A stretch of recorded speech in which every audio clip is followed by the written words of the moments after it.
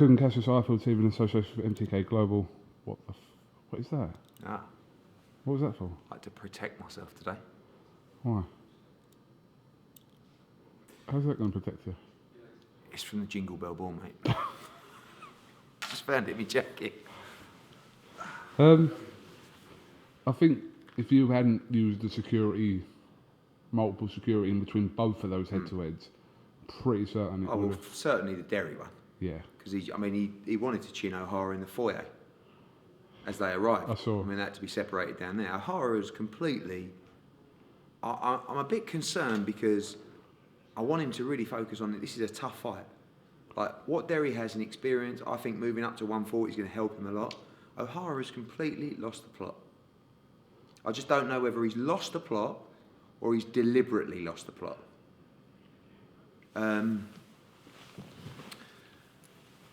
But I will say one thing. I think he's like number 2, number 3 trend on Twitter, right? People are talking about O'Hara Davies. Now, there's something to be said for that. Like, if you want to be this guy who's a good young fighter out of Hackney, but like not a lot of people know who you are, or like, he's got this fight on the Haye-Bellew card because he's talked about this fight and he's called it out online and he's not stopped. And actually, people have looked at it and gone, do you know what? This is actually going to be a good fight that's going to carry a lot of hype. But he needs to focus on the fight because if he loses this fight, 1, he's going to look like a complete bellend, and 2, his career at that level is in a bad way. So I have to have a chat with him tomorrow. It was funny, he said some things he shouldn't have said, but generally it was funny. I was looking at him at times thinking, okay, OD, sit down, mate.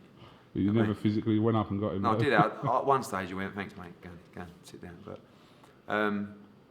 yeah, so that's that. And obviously, Haye-Bellew, I was more worried when Haye was talking at the lectern and they were quite close. Do you know what I mean? I was sitting in the middle, but Haye lost his rag completely. Yeah.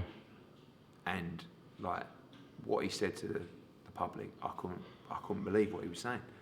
But I've never seen him. It's very difficult when you're standing up there and people are saying, "Oh, fucking hell are you?" And every time you're trying to say something, I did when I went to Belfast. It's really difficult. I got cheered tonight. I can't believe it. Yeah, they love you in Liverpool. No, but I never get cheered anywhere. And actually, I'm going to put on a double good card now on April 22nd. But yeah, that was an event really for the people, and obviously Thursday's press conference is media only, a bit more organised. Yeah, Haye, I just spoke to him there in the interview, and I said, you did lose it, and he for that moment, you're right. If he was sort of, I don't know if it was just Bellew in his ear as well, and the crowd, just everything. Like I said, when you're up there and you're talking, it's very difficult. It is insulting, but he said some things that just shocked me, and I don't know whether it was just to create a bit more animosity or hype, but I was surprised. And I heard he repeated them in your interview as well. Yeah, because I said to him, look, David, obviously I was going to give you a chance to sort of maybe, he was a bit hot-headed, maybe you want to take back some of the comments you said, and he was like, no, they are fucking retards. And I was like, okay, he went, and he was asking me, he was going, you tell me, were they? And I was like, listen, don't involve me in this, your interview. Yeah, I was surprised. Normally it's Bellew who loses his rag. Tonight it was the other way around. The only problem with opening up to the public is that you don't always hear every word that's said. That's why we do a media one on Thursday. Yeah. So this was just about the banter. It was about the people of Liverpool getting to see it. Obviously we had the Murray Rosado press conference as well today. So I think as a promoter, all you're trying to do is create experience that actually people enjoy, and people leave and say, I think I had a great time.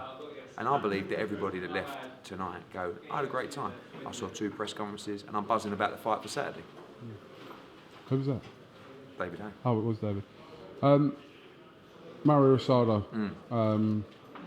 22nd of April, great fight. And obviously John Ryder and Rocky Field is a good fight. Great as well fight. Murray against Rosado is a fight that everybody's excited about. You see it across social media. Come through Tony Burley, actually. I don't think he was expecting me to put Martin Murray in with him because he's his mate as well. But Rosado came on and said, and through Tony, I'd like a big fight in the UK. He's very well known here because of the way he fights and the fights that he's been in. And the first fight that came into my head was Martin Murray. And when I mentioned it, it just blew up on social media. And then when I went to ask Martin Murray, he couldn't say yes quick enough. He wants to move back to middleweight. He knows it's a fight that appeals to everyone. Everyone knows what kind of fight that's going to be. And he's never really been given the opportunity to headline a big bill. He's boxed all over the world on some huge cards. So I'm pleased for him in that respect. And he has to win that fight. Both guys need to win that fight to progress their career and to move on in their career.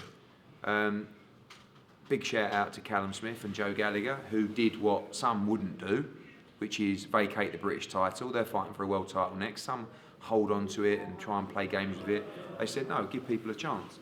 And that chance has come to Rocky Fielding and John Ryder for the British super middleweight title. Great fight, pick 'em fight.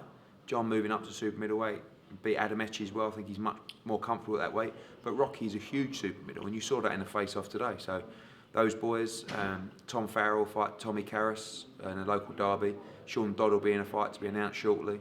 A couple of the Olympians on the card as well. It's going to be a good card. Okay.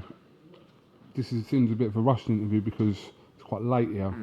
I just wanted to ask you, you still don't believe the Pacquiao-Khan thing will happen?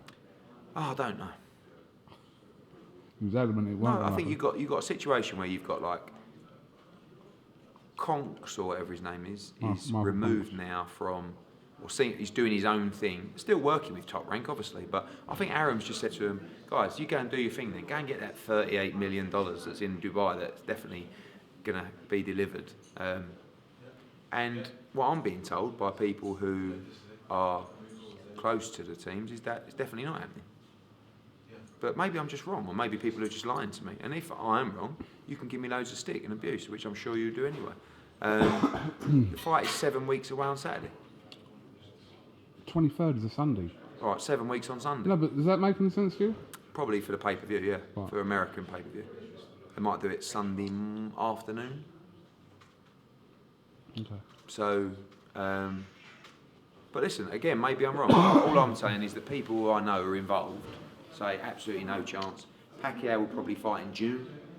I think Amir will fight Pacquiao, by the way. But I think if that happens, it will be October, November. But don't forget that Amir can't fight Kell Brook at the moment because he needs a warm-up fight, because his hand's not quite right. So good news, the warm-up fight is Manny Pacquiao.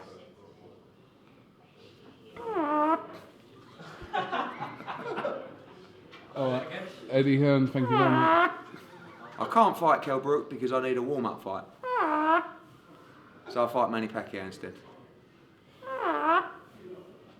Eddie Hearn, thank you very much for coming to RFL TV and catch you on the fun bus. Catch me outside, how about that?